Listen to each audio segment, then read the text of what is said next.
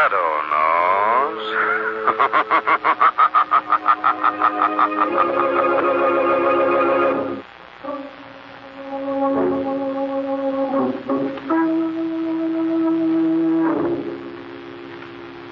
The Shadow, who aids the forces of law and order, is in reality Lamont Cranston, wealthy young man about town. Years ago in the Orient, Cranston learned a strange and mysterious secret, the hypnotic power to cloud men's minds so they cannot see him. Cranston's friend and companion, the lovely Margot Lane, is the only person who knows to whom the voice of the invisible shadow belongs. Today's drama, The Chill of Death.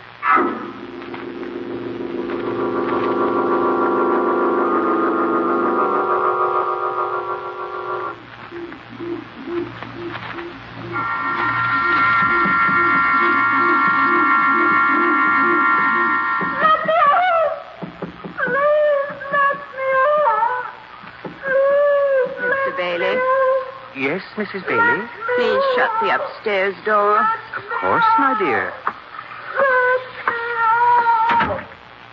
You know how terribly sensitive I am. Of course. The sound of that poor girl screaming, I couldn't stand it. Your feelings do you much credit, my dear. Mr. Bailey. Yes? Why is she screaming? The narcotic wore off a little too early. I see. The neighbors? You can't hear her. The walls are quite thick. I still don't like it. Suppose someone were to come in. It's late, my dear. No one will. We should think of something, Mr. Bailey, for the future. It's upsetting this way. I have always felt, my dear, that in the course of a long life, I have never met a woman of such exquisite sensibility as yours. Thank you, my dear. I wonder what's on the radio. Mr. Bailey. Yes? Tune in to something pleasant. Music, perhaps. Not one of those crime programs. They're so morbid.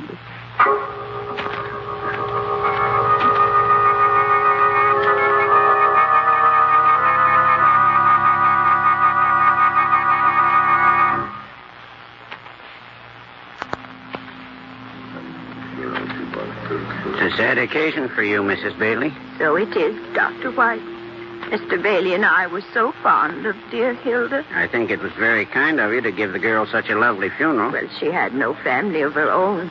It's the least, Mr. Bailey said to me, it's the least we can do. Of course. It's too bad. But pneumonia's no respecter of persons nor affections. Still, it's rather strange. What is strange, Dr. White? Well, those bruises on her hands. Bruises on her hands? Yes, just as though she'd beaten against a wall with them.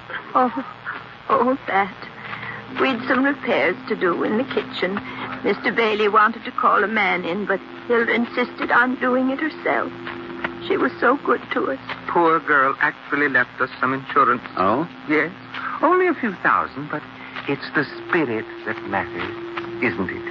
Mr. Bailey? Ah, Mr. Wilkins. The cars are ready. You can start at any time now. Thank you, Wilkins. You've been a very great help. Mrs. Bailey? Yes, we may as well start now. You know, we shall have to find another house now, Mr. Wilkins. Our home is so filled with memories of poor dear Hilda. Another house. Perhaps even in another town.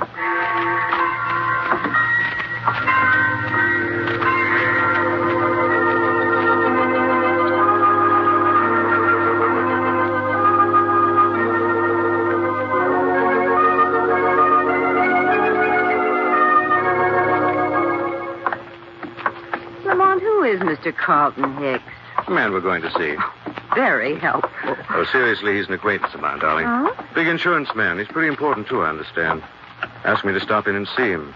Sounded urgent and worried. Maybe somebody forgot to pay his premium. Now, here we are.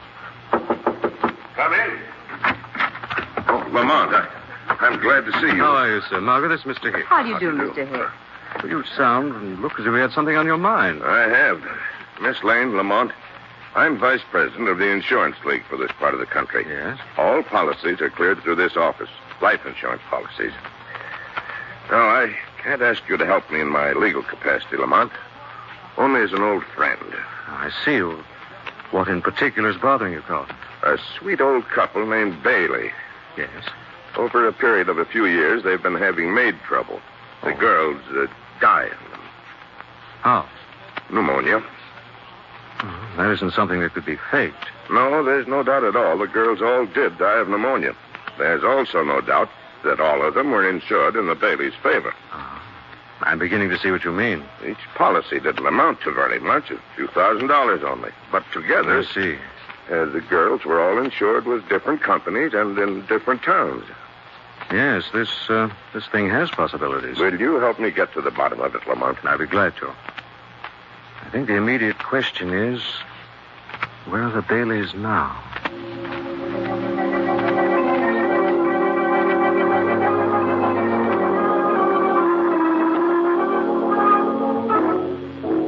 So we've come to you, Dr. White, to see if you could give us any information about the death of Mr. and Mrs. Bailey's maid, Hilda Swanstorm. She died of pneumonia, Mr. Cranston, I can tell you that. You're certain? Well, it's not an illness a general practitioner's likely to miss, Mr. Cranston. We just want to be very certain of the facts, Dr. White. Well, the facts are that the girl contracted pneumonia somehow, Miss Lane, that I was called in when she was already delirious, and that her case was hopeless. Was there anything at all odd about the circumstances or the corpse, Dr. White? Nothing, except that her hands were bruised, but the Baileys told me that she'd been making some repairs in the house. Bruised hands. Tell me, have the Baileys lived here for any length of time? Some months. I see. And now? Well, they've moved, left town. The tragedy apparently left a very deep impression on Mrs. Bailey. Possibly. Dr. White, was there anyone in town they were especially friendly with? Wilkins, perhaps. That's James Wilkins, undertaker. Excuse me, mortician. Not that they were really friendly with him, but when the tragedy occurred, he was very helpful. It's an odd acquaintance. Mr. Cranston, you're discussing this thing almost as though it were, well, a crime of some kind or other. Yes. Perhaps it is. Not a crime of some kind or other, but very possibly the crime of murder.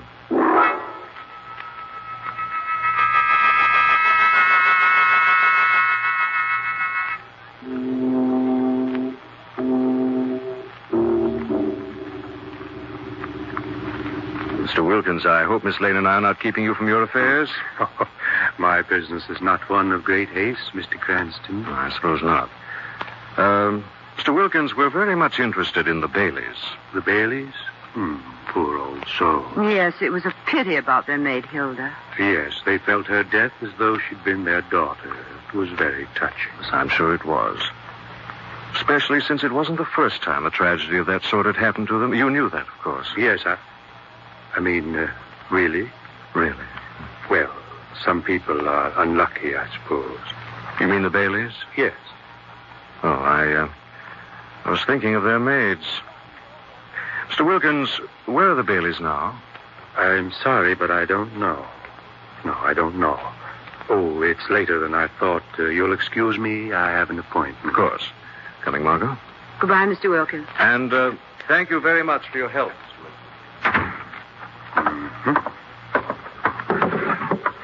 This file ought to tell me. Batchelor, Bader, Baghurst. Bailey.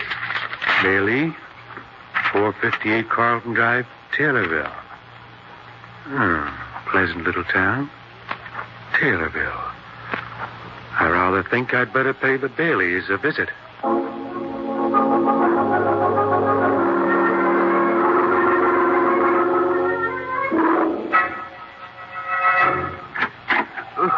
Good evening, Mr. Bailey. Oh, Mr. Wilkins. What brings you here to Taylorville? Just a visit, purely a social visit, Mr. Bailey. I see. Come in.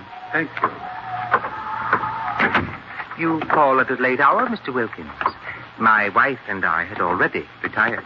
Pity you didn't let your maid answer the doorbell, or don't you have a maid?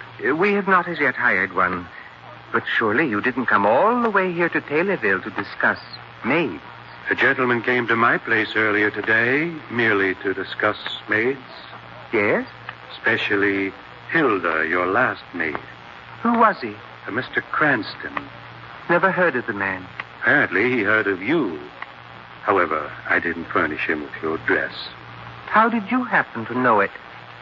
I've been interested, shall we say, Ever since I discovered that Hilda was not the only one of your maids who died of pneumonia?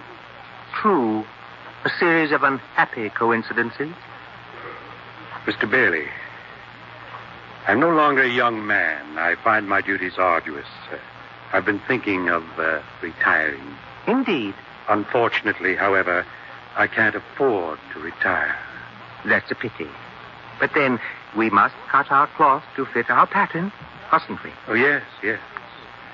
But I've been thinking of a new pattern, Mr. Bailey. One involving a series of unhappy girls who all died of pneumonia shortly after being employed by dear old Mr. and Mrs. Bailey. A pattern the police might find significant. Police? Mr. Wilkins, your requirements for retiring are... $5,000. Tidy sum. A modest sum. I shall have to consider. I am most anxious, Mr. Bailey, to retire at once. I'm afraid you have no time for consideration. I see. Well, in that case, I suppose I shall have to comply with your request. You are a philosopher, Mr. Bailey. Am I? You flatter me. Here we are, right in the desk. I think, Mr. Bailey, in your hand. A knife, Mr. Wilkins. But you can't... Mr. Wilkins, you are a blackmailer. A blackmailer is never satisfied with the initial payment. He returns always for more and more. I couldn't put up with that. Go of me. The hour is late. You will not be heard. No. You, sir, are a blackmailer, and I am a murderer. You have practiced your calling tonight, and now I shall practice mine.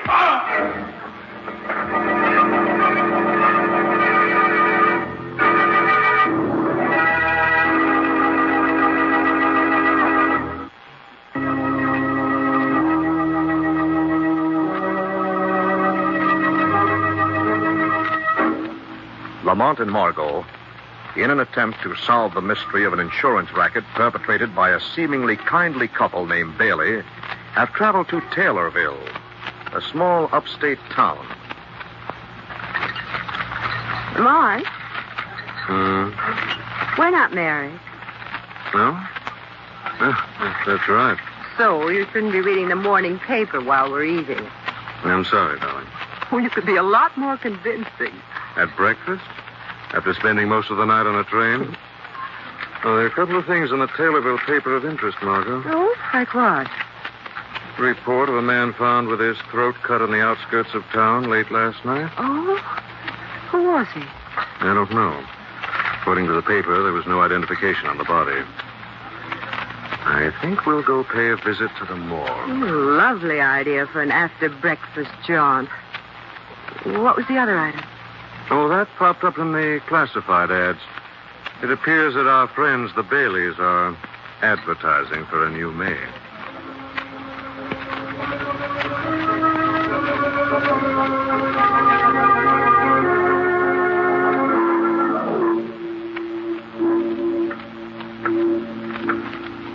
Lamont, I'm freezing.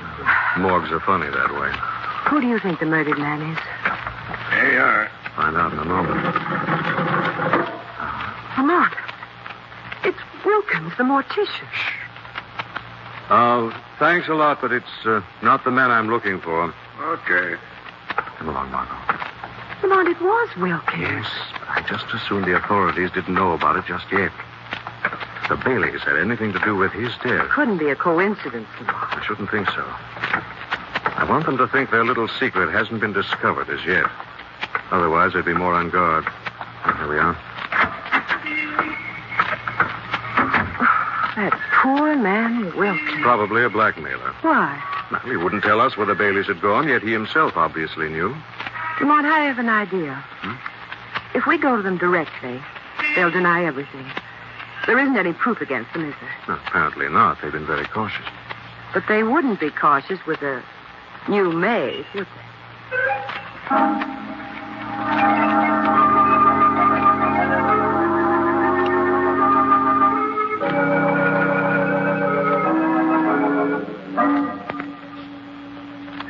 Your name's Margaret Flynn, eh?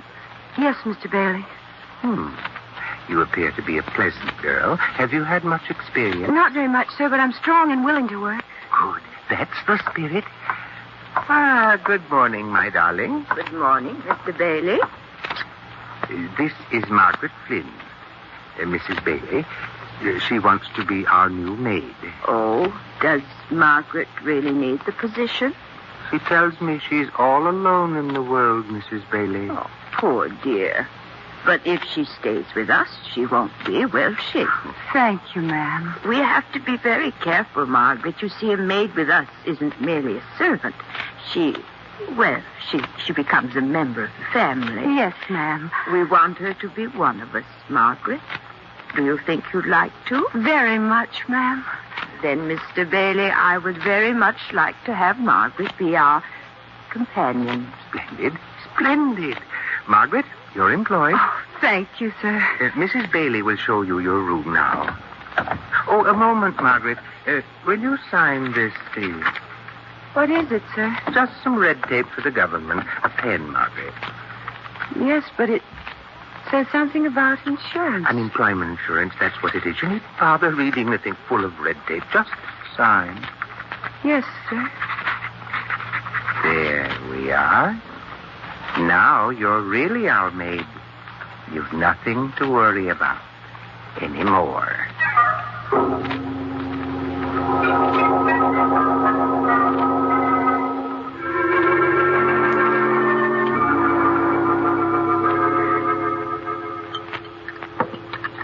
Splendid dinner, my dear. I think our new maid will work out, don't you? Mr. Bailey, I'm worried. About? We're going to find out about the late Mr. Wilkins. Eventually. I would prefer not to be in town at the time. The connection might be traced. A possibility. I had no choice. I rather think we have no time, Mr. Bailey. I've always deferred to your judgment. The policy's been entered for the girl. Oh, yes. Then perhaps she'd better contract her pneumonia tonight. Will that be all for tonight, Mrs. Bailey? That will be all the work you need do, Margaret. We'd be pleased to have you join us for a while. Thank you, ma'am. Perhaps in a glass of brandy, Mr. Bailey? At once, my dear. Oh, I never drink. Oh, well, nor do I, my dear. But a sip of fine brandy, that isn't really drinking. Here we are. Mrs. Bailey. Thank you. Margaret. Come now, no harm in brandy. No harm at all.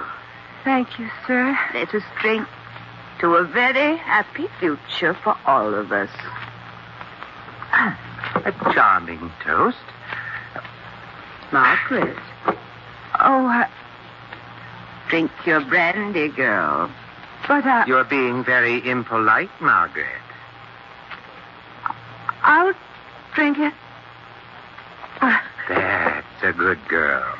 Not so bad after all, was it? No, sir. And now we'll sit here in the twilight and dream of things to come. Of the long twilight and the darkness that follows after.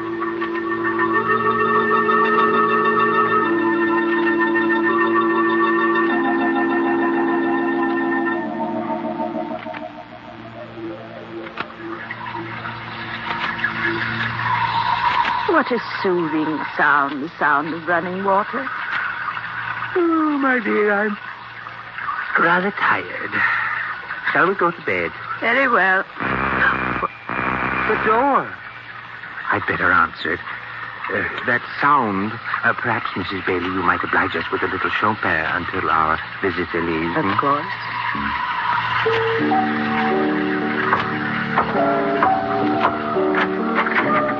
Yes? Mr. Bailey, Quite right. I've come to call on Margaret Flynn, your maid. Oh, she doesn't receive callers at this hour, sir. But it's very important that I see her. The morning will do as well. Besides, the girl's ill. Oh? Cold, I think. But I hope in the morning. So do I. Good night, sir. Good night. For a shadow, I think it may be a good night. But for the Baileys, it will be a very bad one.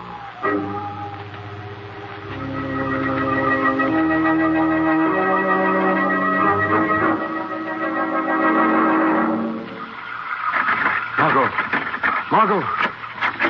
Margot. Lamont. Come on, here. Let me help you, darling. Come here. Lamont, they gave me brandy and I lost consciousness and they put me in there and I'm cold. My clothes are so wet. They've gone to bed. I slipped in the back way. Oh. Hop into your bedroom, change into dry things, but keep the wet clothes. I don't understand. We've no proof, Margot, yet. All we could say now is that I found you in a shower with your clothes on. The district attorney would conclude you were mad or drunk. The jury would believe the same. Yes, that's right. In the morning, Margot, the Baileys may have a surprise. Shadow may fall on them.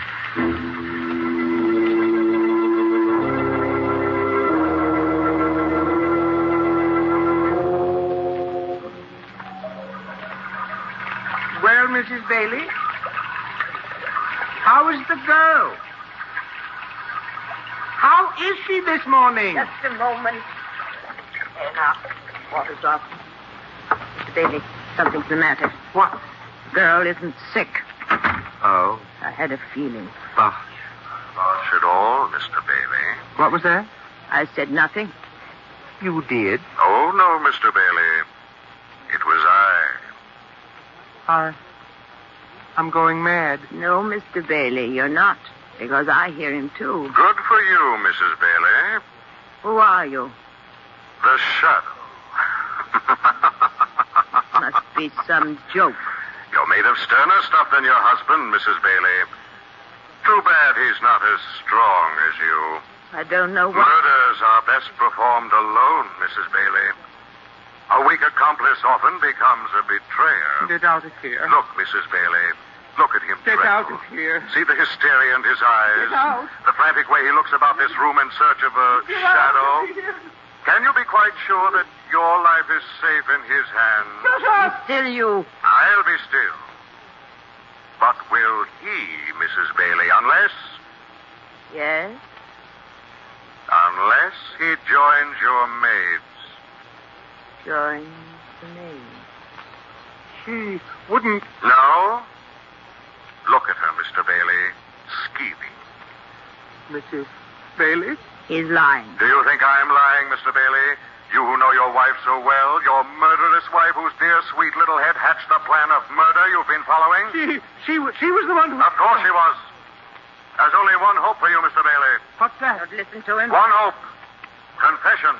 Confess to the police and Mrs. Bailey would care very little about your death.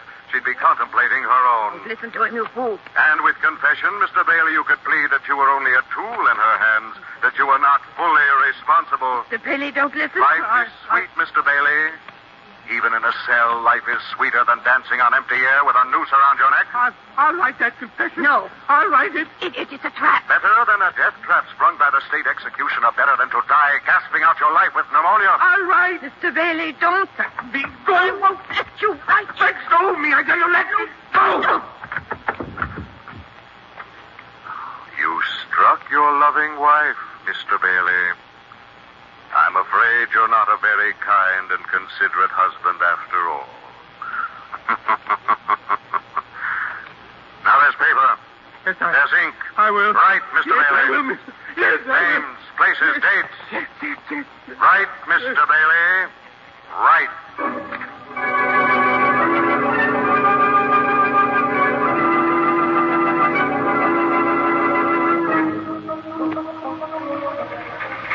You better let me sit next to the window, Margot. You've had enough chills for one day.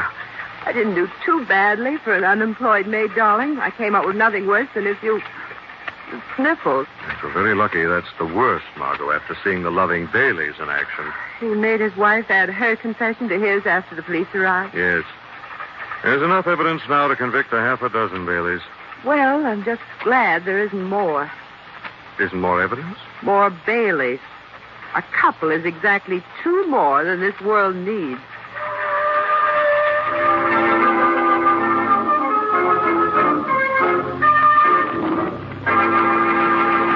The weed of crime bears bitter fruit. Crime does not pay. The shadow, no.